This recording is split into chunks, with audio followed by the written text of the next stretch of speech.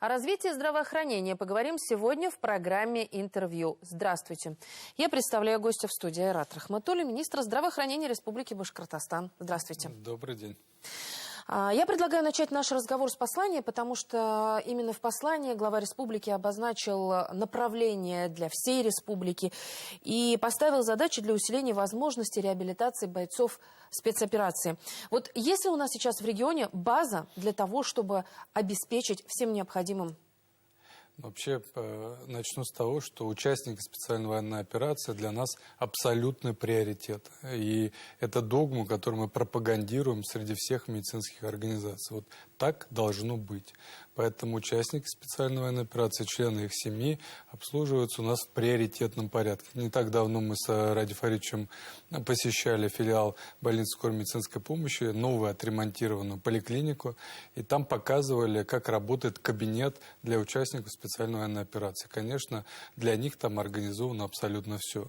И с точки зрения реабилитации у нас она трехэтапная, 1, 2, 3. И на третьем этапе как раз это амбулаторные кабинеты. Второй этап – это стационарная реабилитация, и она позволяет оказывать всю необходимую медицинскую помощь по данному разделу. И, конечно, все те наработки, которые у нас есть, они полностью соответствуют тем требованиям, которые имеются. И еще наш госпиталь ветеранов войн по итогам года занял первое место как лидер по оказанию реабилитационной медицинской помощи участникам специальной военной операции. Для нас это тоже большое достижение. Ну и также в послании была озвучена мысль о том, что Республиканскому госпиталю ветеранов войн присвоит имя врача-хирурга Каменева. Да, Ради Фаридович поддержал эту идею медицинской общественности. И, конечно, предложили именем Михаила Владимировича назвать госпиталь ветеранов войн. Вообще Михаил Владимирович, он из врачебной династии, поэтому мы очень горды этим решением, которое поддержал глава Республики Башкортостан. И, конечно, будем ставить его везде в пример. Это пример профессионализма, пример самоотверженности, пример выполнения своего долга, в том числе врачебного. Все это случилось в момент эвакуации раненых, и, к сожалению, Михаил Владимирович погиб и награжден уже посмертно орденом мужества. Поэтому для нас это, конечно, такая большая честь. А вообще много врачей из Башкортостана сейчас в зоне спецоперации? Да, мы сформировали медицинскую роту, назвали ее имени Ахмета Давлетова. Мы с нашими коллегами постоянно на связи, стараемся оказывать им и гуманитарную, и консультативную помощь. И, конечно, на их счету уже десятки и сотни спасенных жизней. Поэтому здесь плотный такой контакт сформирован, и мы делаем все для победы, как сказал в своем послании Ради Фаридович. Ну а если еще вспомнить прошлогоднюю прямую линию главы Республики Башкортостан, то если вы вспомните, что там ни одного вопроса по фельдшерско-акушерским пунктам не прозвучало.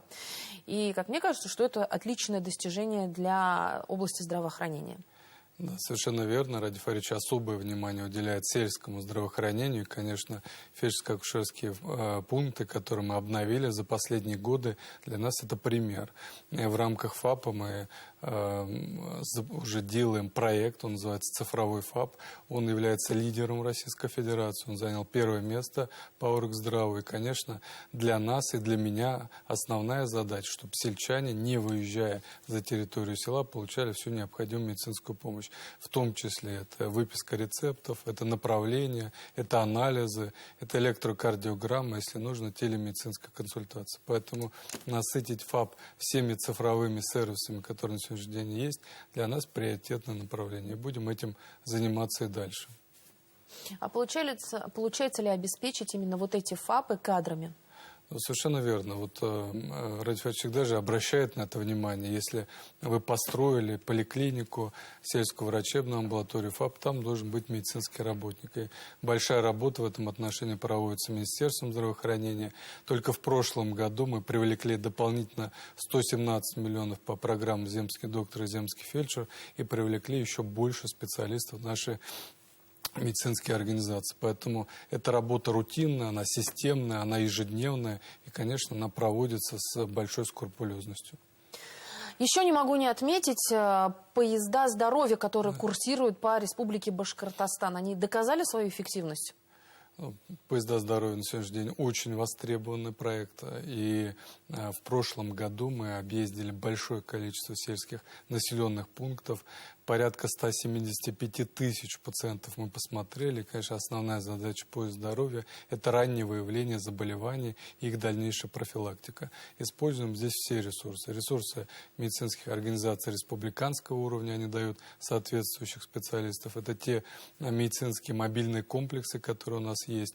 И, конечно, те кадровые решения, которые проводятся в рамках этого поезда здоровья. И все это направлено на одно, чтобы повысить доступность медицинской помощи сельскому населению. И в прошлом году Радий Фаридович встречался с врачами, которые ездили в рамках этого проекта по населенным пунктам. И один пример приведу. В Белорецком районе наш мобильный комплекс 11 раз пересек реку Вброд, чтобы доехать до населенного пункта. И для нас это, конечно, показатель того, что каждый житель Республики Башкортостан достоин медицинской помощи высокого уровня.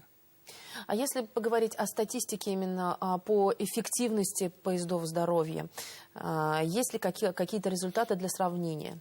Конечно, с каждым годом мы работаем над качеством осмотра в рамках поездов здоровья.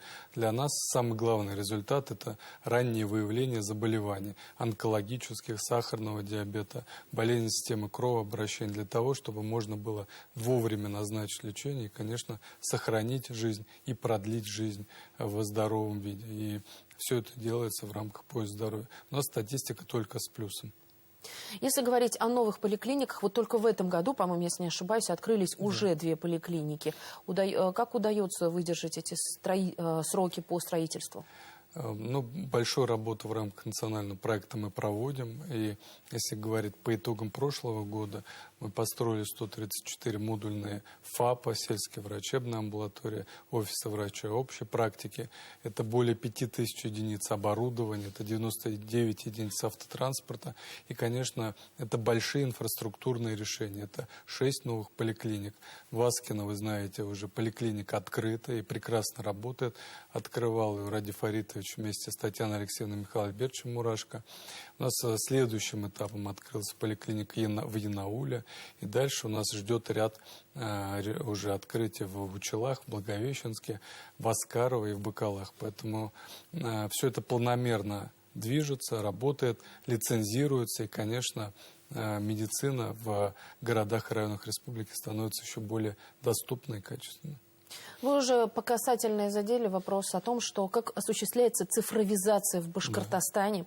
В здравоохранении она, наверное, особо востребована в этом плане. Удается ли удерживать те темпы, которые у нас есть? Более того, мы еще и развиваемся в этих темпах. Вообще наша республика характеризуется высокой цифровой зрелостью в области здравоохранения. Конечно, для нас это большая ответственность, потому что на нас, по сути, смотрит вся Российская Федерация. И те цифровые решения, которые на сегодняшний день у нас есть, это и телемедицинские консультации, это и выписка электронных рецептов, это и направления на различные виды исследований, это внедрение искусственного интеллекта. Вы знаете, что прочтение теперь флюорографических, рентгенографических снимков происходит с использованием искусственного интеллекта. Все это, конечно, помогает и убирает с врачей рутинную работу. И это для нас очередной такой этап развития нашей системы здравоохранения. В 2025 году статистика такова, что снизилась младенческая смертность на 18%. Цифра не маленькая. Вот как удалось обеспечить? Да, в прошлом году у нас исторически такой минимум по показателю младенческой смертности. Это порядка 3,2 промилле. В позапрошлом году было 4 промилле, поэтому те решения по трехуровневой системе службы родовспоможения, они, конечно, показывают свои результаты. Самое главное и основа здесь наша якорная медицинская организация, Республиканский клинический перинатальный центр, который мониторирует и ведет беременных с осложненными родами и с какими-то сопутствующими заболеваниями. Поэтому все это работает на два момента. Это сохранение жизни ребеночка и сохранение жизни мамы.